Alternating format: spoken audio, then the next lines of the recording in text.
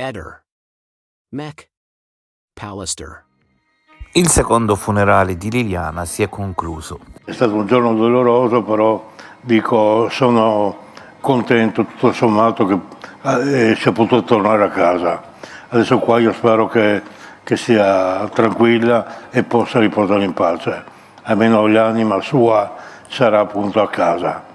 E ringrazio la procura che gentilmente appunto mi ha concesso che possa tornare e niente, abbiamo fatto il funerale, eravamo in pochi amici, parenti e io avevo chiesto proprio la riservatezza che fosse tutto privato, invece non è possibile purtroppo, però dico che anche tutti gli altri giornalisti, i colleghi tuoi indifferenti, sono stati tutti rispettosi e ci hanno lasciato appunto certo, tutti commemorare molto discreti. Sì. Ma Sebastiano vi aveva avvisato che non sarebbe venuto oppure vi ha fatto una bella sorpresa? No, non si sapeva. Niente, io avevo paura che venisse là perché giustamente lui è ancora il marito.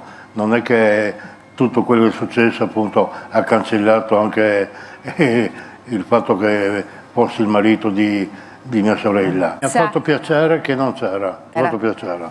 Ma guarda, non ho voluto venire perché per non creare, cioè, capisci, attriti, situazioni imbarazzanti, perché noi, io, il fratello e anche i familiari, sono da anni che non andiamo d'accordo, che abbiamo diciamo ognuno opinione diverse l'una dall'altra. Allora, per rispettare un po' Liliana, non rovinargli diciamo questo momento delicato, ho preferito non venire.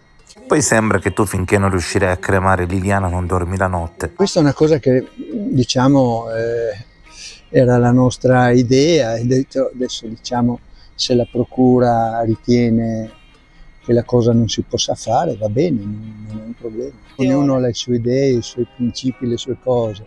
Ti dico, io ti posso dire di quello che riguarda me e Liliana, che un giorno, più di una volta ne abbiamo parlato di questo, perciò eravamo un po' tutti e due concordi sul fatto della cremazione. E intanto la data di morte è cambiata ed è tornata quella del 14 dicembre. Io avevo sempre sostenuto di ritenere che la morte fosse effettivamente datata 14 dicembre. Guarda, io lo trovo veramente inverosimile, anche perché abbiamo di fronte due consulenze medico-legali, una del dottor Costantinides che dice che Liliana è morta il 21, invece la dottoressa Cattaneo dice che Liliana è morta il giorno 14.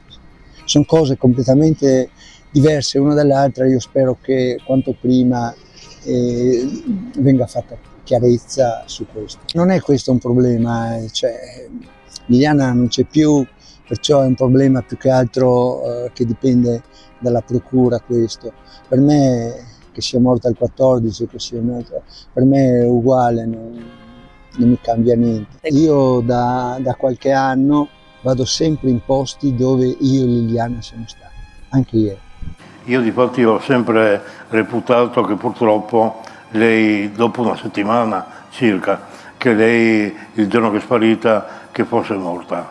Purtroppo ho avuto questa sensazione qua e non credo appunto di sbagliare, anche perché non è una gara tra le consulenze di un'equipe di medici e un'altra. Semplicemente la seconda consulenza è stata richiesta da un giudice della procura che hanno chiamato proprio il fiore dei medici che ci sono qua in Italia, anche proprio per i responsi forensi, ecco, e difatti la dottoressa Cattaneo ha trovato che lei e ha detto che lei è morta il giorno 14. Quello che a me, premetto, è stato detto già prima da un medico che avevo preso privatamente, che seguisse quando hanno fatto l'attacco a mia sorella. E lui, quando ha concluso la sua perizia, mi ha chiamato un paio di giorni dopo e gli ho chiesto: ma secondo lei quando è morta? E fa: guardi, sua sorella purtroppo è morta il giorno della scomparsa, perché abbiamo trovato nello stomaco appunto ancora i residui della colazione. Io ho creduto subito anche. Cioè, Anche quello che il fratello ha detto nei miei confronti posso anche capirlo, anche perché la scomparsa di Liliana indubbiamente lo ha condizionato molto e indubbiamente magari nei miei confronti non ha quella simpatia, quel coso che... Ma per questo io lo capisco, guarda.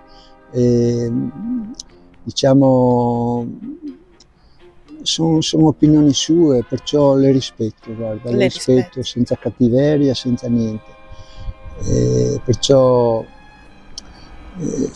magari io spero, magari fra qualche anno o quando le indagini saranno finite, che ci troveremo magari tutti in procura o davanti a un jeep in cui mi pare verso il 26 di giugno ci troveremo tutti lì con gli avvocati, le cose, e poi verranno prese delle decisioni.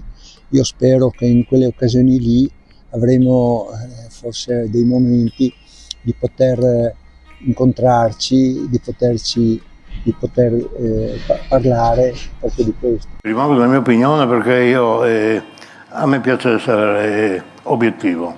Io sono umano e naturalmente ho anche degli alti e bassi, delle simpatie e anche cattiverie. Naturalmente in questo caso mi sale la rabbia perché lui praticamente ha, secondo me, e quello ribadisco, lui ha praticamente concluso la vita terrena di mia sorella.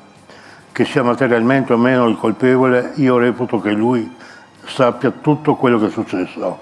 E in più purtroppo ha anche coinvolto tante persone, familiari, amici, conoscenti, e in più persone giovani, figli, nipoti, persone che devono ancora vivere e capire la vita com'è. Invece si sono trovati sbatti il mostro in prima pagina. Purtroppo ci sono persone caratterialmente più forti e altri invece hanno un'emotività fragile e possono risentirne parecchio. Mi porto dietro questo avviso di garanzia, purtroppo me lo devo tenere. Io ho questo avviso di garanzia, per carità, niente da dire, però cosa vuol dire allora questo? Ma se non sei stato tu, chi potrebbe essere stato? Non ho la minima idea, nessuno ce l'ha, credimi, nessuno. Anche perché, diciamocelo sinceramente, tu sempre un po' al suicidio ci hai creduto. Guarda, su questo ho ancora dei dubbi, sì. Ho ancora dei dubbi. Può essere che magari ci sia stato il suicidio, la mia idea così, che poi qualcuno abbia trovato il corpo e gli abbia messo addosso questi sacchi, secondo me. Io dico, spero l'ultima volta che ascolti, che abbia il coraggio di dire cosa è successo. Adesso quest'anno lui farà 77 anni, ma cosa pretende? Di andare in giro per i certi mortali? Non sarebbe più giusto che affronti le responsabilità e che dica cosa è successo? Io dal primo momento, non dico il primo giorno, però poco via, 2 o 3 giorni dopo, ho sospettato di lui perché non ha mai fatto niente, proprio niente, per cercare la sua amata moglie, come ha sempre dichiarato. E adesso appunto sono ancora più sicuro che sia stato lui perché fino adesso non ha mai appunto cercato una nuova risposta plausibile di cosa possa essere successo. Anche dice no, vediamo, i suoi avvocati, vediamo, non hanno fatto niente. Io ho avuto la fortuna di trovare l'avvocato Gentile alla stazione Penelope, che invece abbiamo cercato di ricostruire il tutto e abbiamo portato dei riscontri in procura affinché fossero valutati. E cosa ha fatto il mio ex cognato? È sempre remato contro, ha cercato di dire che quello che noi presentavamo che non era vero, ma lui cosa ha fatto? Non ha mai detto niente in sua discolpa, ha solo cercato proprio di bloccare tutte le indagini. Tuttora è quello che sta facendo adesso. All'inizio diceva no, all'inizio diceva sì, è un suicidio, perché? Perché me l'ha detto, sono stato consigliato così dalla procura, dagli inquirenti, che io dubito che loro gli hanno detto no, guarda, è un suicidio. Questo lo racconta lui. Tra l'altro io non ho mai creduto, e tramite l'avvocato abbiamo fatto l'opposizione all'archiviazione, noi, cioè i familiari, io e non lui, e lui subito dopo si è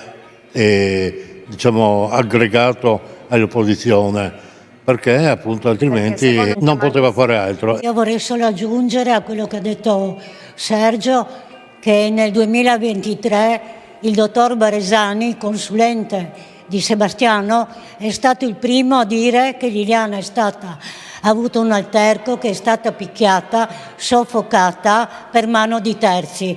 Perciò è inutile continuare a dire che è suicidio. Poi addirittura ho sentito dire da Sebastiano che è andata a suicidarsi e che qualcuno, passando in quel pisciatoio, come lo definisce lui, l'ha coperta con dei sacchi.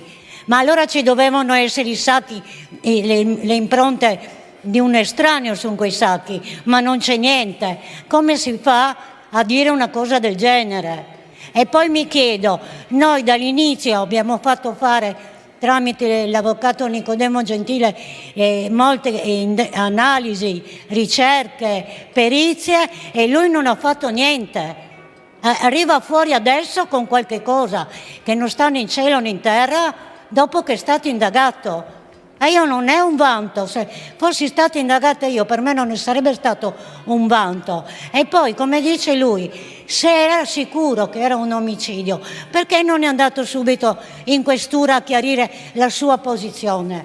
Io l'avrei fatto, se mi dichiaro innocente, ma vado agli inquirenti, protesto e dico voglio essere sentito.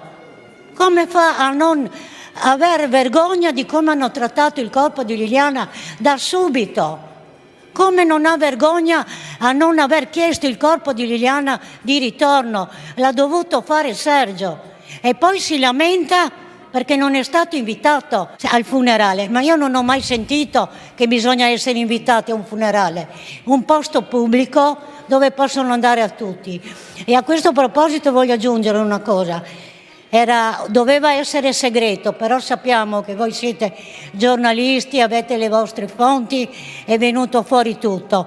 Però voglio anche ringraziarvi perché nonostante la presenza di tanti giornalisti e troupe, siete stati tutti molto sensibili, non ci avete assalito, avete aspettato che finisse tutto quanto e poi gentilmente ci avete chiesto se volevamo fare una dichiarazione o un'intervista, e di questo io vi ringrazio, perché delle volte qualcuno, non voi certamente, è stato molto assillante e prepotente. Mi aspettavo che almeno ieri, nella giornata del funerale, certe persone si tenessero la lingua, anzi il dito sulla tastiera fra i denti, perché siamo stufi, abbiamo sopportato di tutto.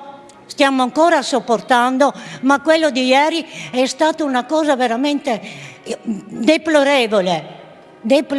Sono persone che ignorano le cose e quindi che si informassero. Sto dicendo che hanno detto che doveva essere segreto e che poi alla fine abbiamo chiamato tutti i giornalisti. Era necessaria la presenza l'attenzione mediatica per come si era avviata la vicenda e la storia di Liliana, anzi grazie a voi, grazie al fatto che è stata una vicenda approfondita anche dal punto di vista mediatico, credo che poi abbiamo avuto degli effetti importanti. Si è partito da un caso di suicidio che è veramente inspiegabile, per arrivare poi lottando per l'ovvio, per qualcosa che era sotto gli occhi di tutti. La parte indagata adesso a tutti interessa a dire che si tratta di suicidio, mentre prima non lo dicevo. Adesso è indagato, ad oggi l'unico indagato che abbiamo è Sebastiano Visentini, quindi si sta comportando da da soggetto e da persona indagata, quindi sta cercando di allontanare, come ha sempre fatto, ogni tipo di indizio nei suoi confronti, quindi più confusione c'è in questa vicenda, più fa gioco a chi ha un interesse, insomma, a restarne lontano. Però insomma, siamo alle battute finali di questa lunghissima indagine, perché veramente è qualcosa di anomalo, veramente aspettiamo il 29 di giugno, l'8 giugno dovrebbe essere depositata la perizia, e il 29 insomma dovremmo sentire i periti e poi si dovrebbe chiudere questo cerchio, perlomeno nella fase delle indagini preliminari. La consulenza della professoressa Cattaneo è una sola parte, ma è un procedimento sicuramente indiziario, ma ci sono tantissimi elementi che hanno portato la procura ad iscrivere, insomma, all'iscrizione nel registro degli indagati di Visentini. Quindi diciamo che questa è la parte tecnica, ma ci sono veramente una miriade di elementi che fanno confluire verso quella direzione, che è una direzione obbligatoria. Poi sarà insomma un giudice, oppure non so se ci sarà una richiesta di archiviazione, questo ancora non lo possiamo stabilire, a dire se è Visintin o meno il responsabile di Sergio Sebastiano, allora un segreto? Secondo me sì, io spero ancora che abbia un attimo un rigurgito di coscienza e che dica cosa è successo, perché lui di sicuro sa tutto quello che è successo. Non so se lui materialmente o meno, ma lui sa cosa è successo. Questo proprio, come parlavo prima, per me è come se fosse successo ieri. Nel frattempo purtroppo sono cambiate tante cose.